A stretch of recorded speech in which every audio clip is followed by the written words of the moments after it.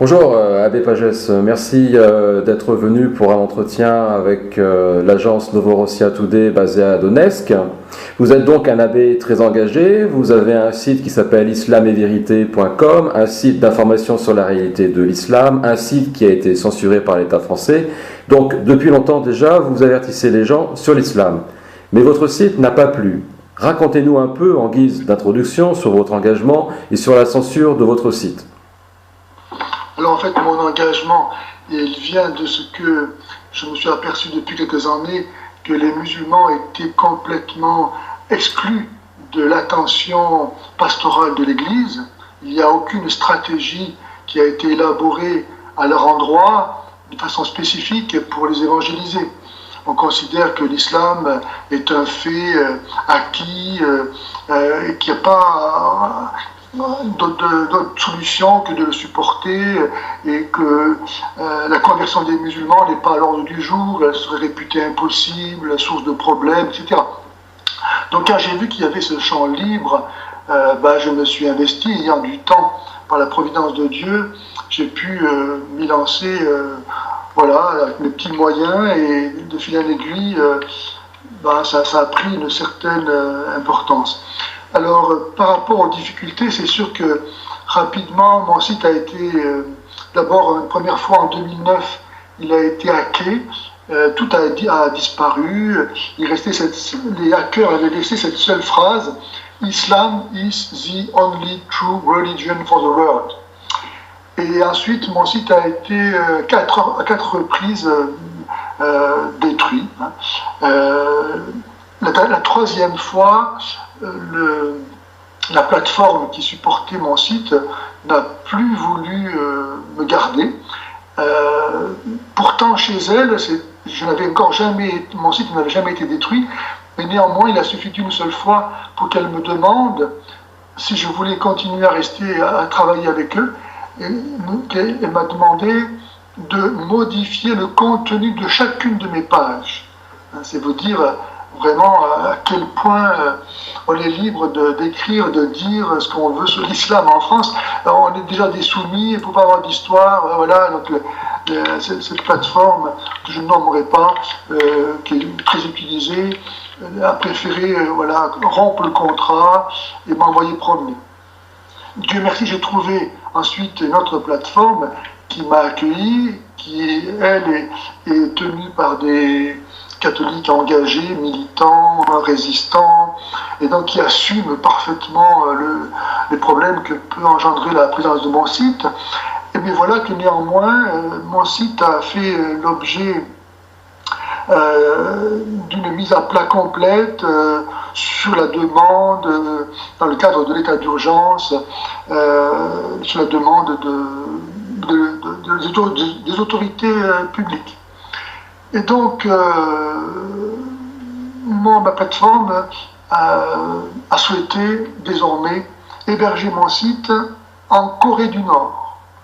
Alors, c'est vous dire vraiment où est-ce qu'il faut aller chercher la liberté d'expression en France aujourd'hui.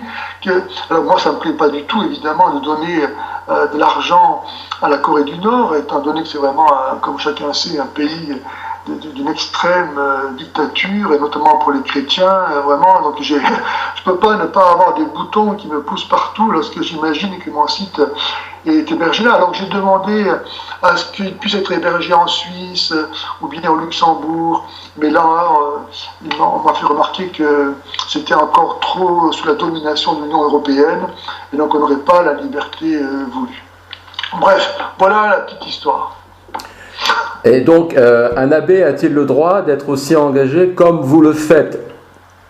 Mon cher ami, je vous rappellerai que dans l'histoire de l'Église, nous avons des saints qui ont été canonisés et qui ont milité avec efficacité contre l'invasion islamique, que ce soit Saint Jean de Capistran, mais déjà on peut citer le bienheureux pape Urbain II, Saint Bernard, donc Saint Jean de Capistran, Saint Laurent de Brindisi, qui au XVe siècle ont sollicité les chrétiens de Hongrie pour repousser les Ottomans à la bataille de Belgrade, par exemple.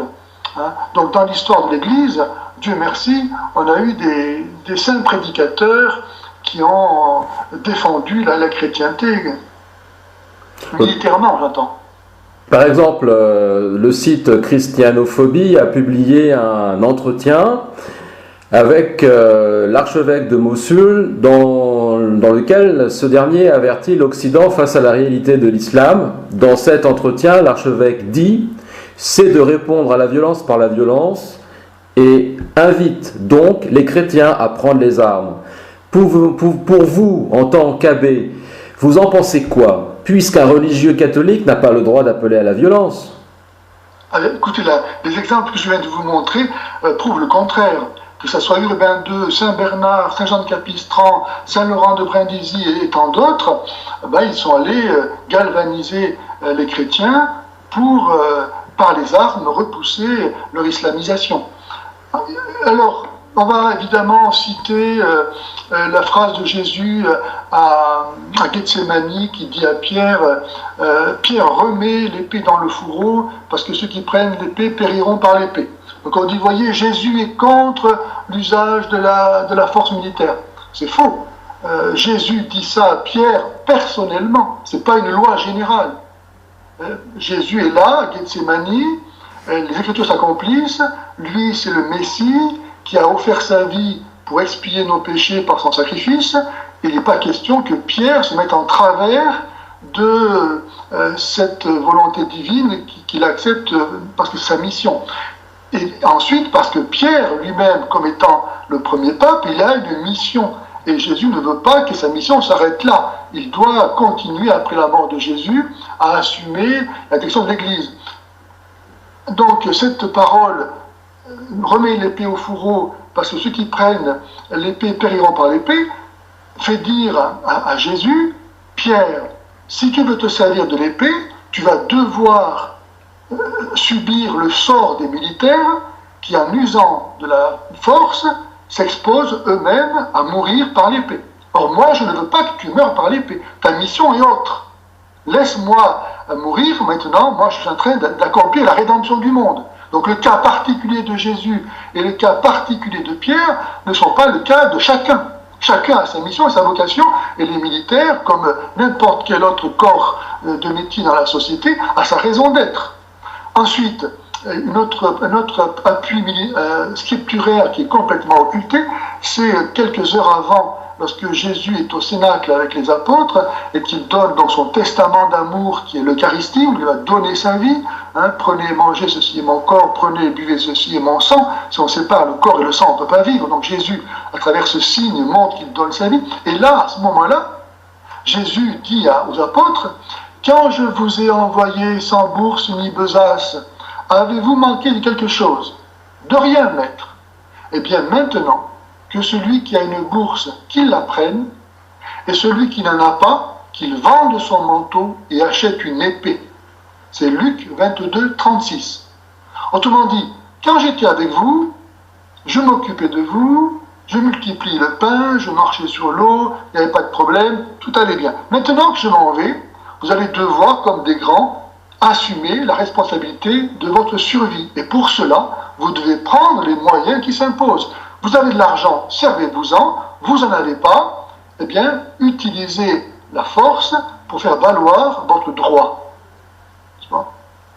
Donc, sur votre site, vous informez les lecteurs sur l'islam. Quelle est votre analyse de la situation en France suite à l'attaque de 2 djihadistes dans l'église de Saint-Étienne du Rouvray et l'égorgement du prêtre Jacques Hamel et d'un paroissien? Ce triste événement, en fait, montre que Allah est insatiable. Il arrive quelques jours après le drame de Nice, où 84 victimes ont été donc tuées par un autre djihadiste, sans compter les blessés.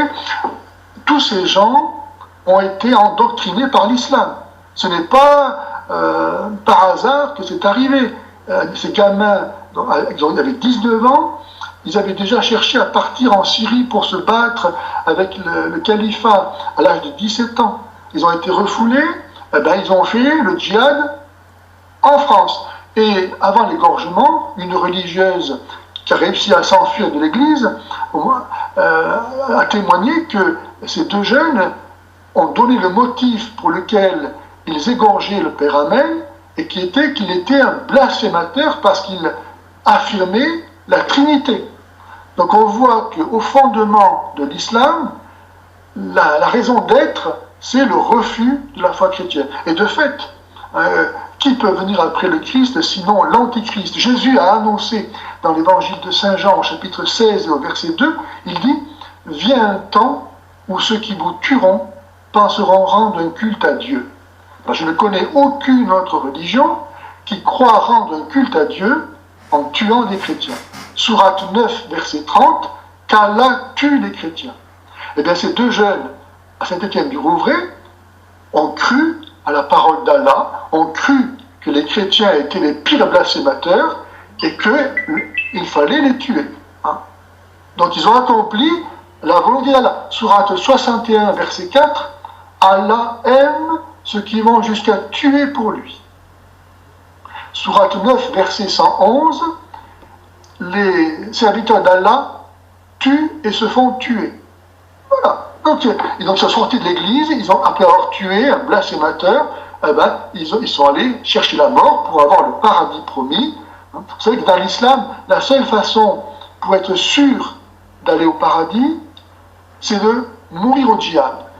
Donc tous ces jeunes, en fait, ils veulent aller au paradis.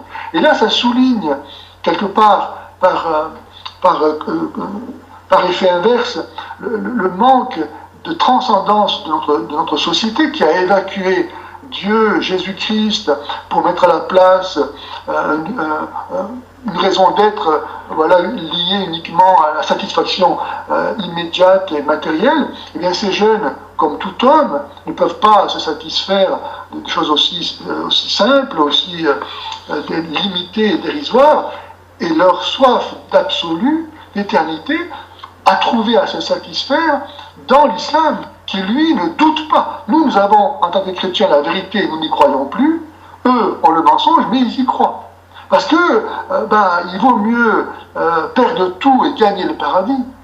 Donc nous, dans notre société sécularisée, si en face de cette offre de l'islam à toutes ces têtes vides, qui est d'éviter l'enfer et d'avoir un paradis de sensualité,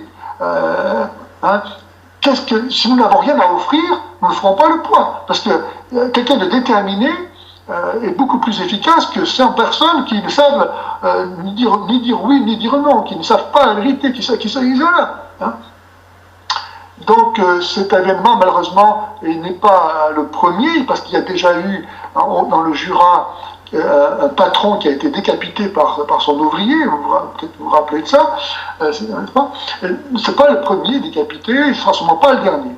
Tant qu'on ne dira pas la vérité sur l'islam, tant qu'on continuera à laisser en vente libre le Coran, les hadiths, toute une littérature qui devrait être interdite d'après nos propres législations, un livre qui appelle au meurtre, il est interdit d'imprimer et de diffusion. Ça tombe sous le droit pénal. Eh bien non, le Coran qui est rempli d'appels au meurtre, lui, il est non seulement laissé en vente libre, mais encore promu comme une chose bonne. Donc les pauvres jeunes qui n'ont rien compris, qui n'ont pas été évangélisés, qui ont reçu par l'éducation nationale le mépris de tout ce qui est occidental, de la foi chrétienne, et qui sont nourris avec cette littérature, mais comment est-ce que, s'ils sont un peu généreux, comment est-ce qu'ils n'abandonneraient pas la-dedans? D'autant plus que celui qui meurt au djihad, on lui assure qu'il va sauver 70 personnes de sa famille.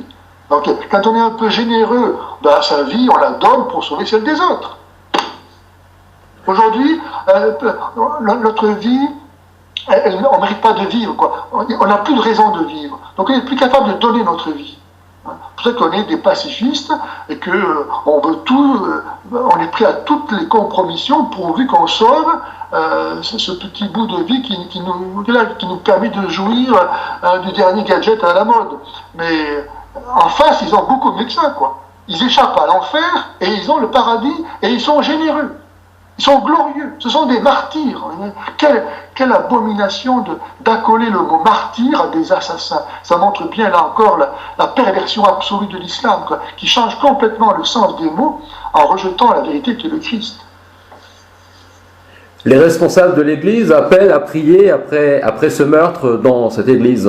L'archevêque Lebrun dit par exemple « Aimez vos ennemis et priez pour eux, je vais prier pour mes ennemis ». Le président de la conférence des évêques, Monseigneur Georges Pontier, a appelé tous les catholiques à une journée de jeûne et de prière vendredi.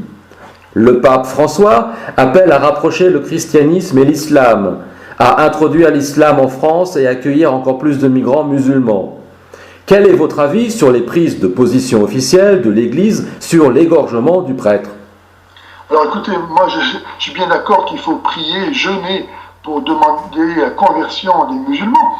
D'ailleurs à ce sujet, je rappelle que nous avons en Occident une tradition qui aujourd'hui s'est complètement perdue, mais qu'on pourrait ressusciter à bon endroit, et qui est la prière de l'Angélus. La prière de l'Angélus qui sonnait de nos clochers autrefois, il n'y a pas très longtemps encore, matin, midi et soir, qui rythmait la vie de la population. Le matin, on partait au travail à la sonnerie de l'Angélus. À midi, on s'arrêtait pour prendre le repas avec la prière de l'Angélus. Et le soir, on arrêtait le travail à la prière de l'Angélus. La prière de l'Angélus, elle a été donnée dans une intention bien précise en 1456, c'est-à-dire 3 ans après la prise de Constantinople par les Turcs, par le pape Calixte III à la chrétienté, qui lui a demandé de demander par cette prière la conversion des musulmans et la paix. Donc cette prière est toujours d'actualité. Et si nous, occidentaux chrétiens, on n'est plus capable 3 fois par jour de faire mémoire de cet événement fondateur de notre religion, mais aussi de notre civilisation, qui est l'incarnation de Dieu qui s'est fait homme, car l'Angélus célèbre cet événement, l'ange du Seigneur annonce à Marie. Toute la vie changerait si on faisait ça, parce qu'on se rappellerait cette bonne nouvelle et tout se relativiserait, une chose qu'on mettra en place. Bref, si on ne retrouve plus la prière de l'Angélus, ça ne sera plus l'Angélus qui sonnera des quelques clochers ou encore il sonne, mais ça sera le muezzin. Donc prier pour la conversion des musulmans, il faut le faire, il faut jeûner, mais il faut dire surtout ce qu'est l'islam, c'est-à-dire que l'islam c'est l'antichrist, qui n'a pas d'autre raison d'être que de venir détruire le christianisme. Pour l'islam, Jésus n'est pas mort, il n'est pas ressuscité, donc nos péchés ne sont pas expiés, on n'est pas sauvé, et on revient au temps du judaïsme, où il s'agit toujours de pratiquer un légalisme formaliste, où on ne mange pas de cochon, on est circoncis, on lapide les femmes adultères. On revient au temps de l'Ancien Testament. Donc, prier pour la personne des musulmans, d'accord. Mais dire, comme vous l'avez mis au compte du pape François, ce dont je doute, qu'il faille rapprocher le christianisme et l'islam, c'est impossible. Saint Paul, 2 Corinthiens 6, 14, 18, dit « Quelle union entre la lumière et les ténèbres! Quelle entente entre le Christ et Satan! Quelle association entre le fidèle et l'infidèle !» Pour Saint Paul, c'est clair, il n'y a pas du rapprochement possible. Et le doux Saint Jean, qui a reposé sa tête sur le cœur de Jésus lors de la scène, écrit dans sa 2e épître, il dit « Si quelqu'un vient à vous sans apporter cette doctrine, c'est-à-dire l'évangile, ne le recevez pas chez vous. Quiconque le salue participe à ses œuvres mauvaises. » Autrement dit, un musulman, en tant que musulman, je ne dis pas en tant qu'homme, parce que nous devons aimer nos ennemis. Excusez-moi. Oh. Oui? Allô? Est-ce que vous pouvez me rappeler plus tard, s'il vous plaît? Excusez-moi. Alors, donc le doux Saint Jean, dans sa 2e épître, voilà, il est comme Saint Paul, il est ferme et dit, vraiment, pas les recevoir. En tant qu'il rejette la foi chrétienne, moi je ne vous reçois pas chez moi. Maintenant, en tant qu'homme, si vous avez besoin d'aide, je vous aide, mais en aucune manière en tant que vous êtes musulman. Donc l'histoire de rapprocher islam et christianisme, c'est une abomination par excellence. C'est impossible, c'est suicidaire. L'islam vient, d'ailleurs on le voit bien dans l'histoire, dans la géographie, partout où l'islam s'est imposé, où il a détruit, annihilé le christianisme, et tout ce qui n'est pas musulman. En fait, l'islam vient c'est un régime totalitaire absolu, il vient pour détruire tout ce qui n'est pas lui. Et comme lui, il n'est rien, il ne reste plus rien. Les civilisations qui ont été conquises par l'islam, une fois que l'islam a réussi à pomper les richesses, la vitalité, eh bien, elles sont toutes éteintes. Elles sont toutes, les populations musulmanes aujourd'hui sont dans un état de sous-développement économique, culturel, manifeste. Ça vient de quoi? Ça vient de l'islam. L'islam stérilise tout ce qu'il touche. Parce que le rapport à Dieu, le rapport à soi, le rapport au monde est faux. Les sciences n'ont jamais pu se développer dans l'islam. Pourquoi? Parce qu'ils n'ont pas un rapport vrai à la réalité. Ils vivent dans un mythe. Il n'y a pas d'histoire dans le Coran. Il n'y a pas d'évolution. D'ailleurs, le mot hérésie et le mot évolution, bida, c'est le même mot. Donc, il est impossible de l'imaginer un progrès. Ça serait une hérésie, car il faut revenir toujours à l'âge d'or où tout était parfait, au temps de Mahomet au 7e siècle. Donc, pour moi, il n'y a pas de rapprochement avec l'islam. Il faut vraiment cesser toute compromission. Il faut dénoncer l'islam comme étant une malédiction pour les musulmans et pour les non-musulmans. Il faut prendre les musulmans pour des gens sérieux, leur dire, mais réfléchissons ensemble sur la raison que vous avez d'être musulman. Examinons si vous n'auriez pas été victime d'une manipulation. C'est possible. Vous nous accusez, nous, d'avoir que ça a été notre cas. Mais si c'était votre cas à vous, donc acceptons de parler en vérité, au lieu de faire semblant à travers des rencontres où finalement on se donne l'illusion d'être des amis, mais dans le fond c'est la guerre. Il ne faut pas faire d'illusions. Et justement, l'Église a appelé les musulmans à venir se joindre à la prière dans l'Église ce dimanche. Oui. Alors ça, je trouve que c'est quelque chose que moi-même je n'aurais pas demandé par respect pour la liturgie de l'Église. Vous savez qu'au début de l'Église, les pénitents, c'est-à-dire les chrétiens qui avaient péché et qui l'avaient reconnu publiquement et qui donc avaient intégré le groupe des pénitents ainsi que les catéchumènes, c'est-à-dire ceux qui se préparaient au baptême, on leur demandait, après la lecture de l'Évangile, de quitter l'Église parce qu'ils étaient reconnus spirituellement inaptes à la participation de l'offrande du sacrifice de Jésus. Comme ils n'étaient pas unis eux-mêmes au Christ, ils ne pouvaient pas non plus s'offrir au Père par Jésus, avec Jésus et en Jésus. Eh bien, nous, maintenant, voilà que on fait venir des gens qui font profession de rejeter la foi chrétienne, participer au Saint-Mystère. Non, mais c'est une aberration, c'est quelque chose de monstrueux. Moi, je veux bien qu'on accueille les musulmans, mais qu'on les accueille dans une salle où on va parler avant de rentrer dans l'église pour participer, même s'ils ne participent pas, j'espère qu'ils ne sont pas venus se mêler aux chrétiens dans l'assemblée, qu'on les a tenus au fond de l'église, dans un endroit réservé, si c'est le cas. Et qu'à fortiori, on ne les a pas accueillis, bien sûr, à la communion, on peut tout imaginer. Mais bref, moi je pense qu'il aurait fallu être capable de se retrouver, non pas pour prier ensemble, parce qu'on n'a pas le même Dieu. Même là encore, ça n'a pas de sens. S'ils sont venus dans une église à cette occasion, ça ne pouvait être que comme spectateurs. Mais spectateurs n'étant pas initiés, ils n'ont rien compris. Ils ne peuvent pas participer. Même les catéchumènes, même les pénitents ne pouvaient pas rester dans l'église. Donc, a fortiori, des gens qui n'ont manifesté aucun intérêt pour la foi chrétienne et qui font profession de la rejeter. Donc, ce qu'on aurait pu faire, c'était donc de se réunir dans une salle et de parler de choses qui fâchent sans se fâcher. Voilà. Que pensez-vous de la volonté de l'État, par l'intermédiaire du ministre des Cultes, Cazeneuve, de faire un concordat avec l'islam? Il est en train de s'empoisonner, parce que si le concordat a marché avec l'Église, du fait qu'elle-même a dans sa théologie le respect de la distinction entre l'ordre naturel et l'ordre surnaturel, l'ordre temporel et l'ordre spirituel, dans l'islam, ça ne fait qu'un.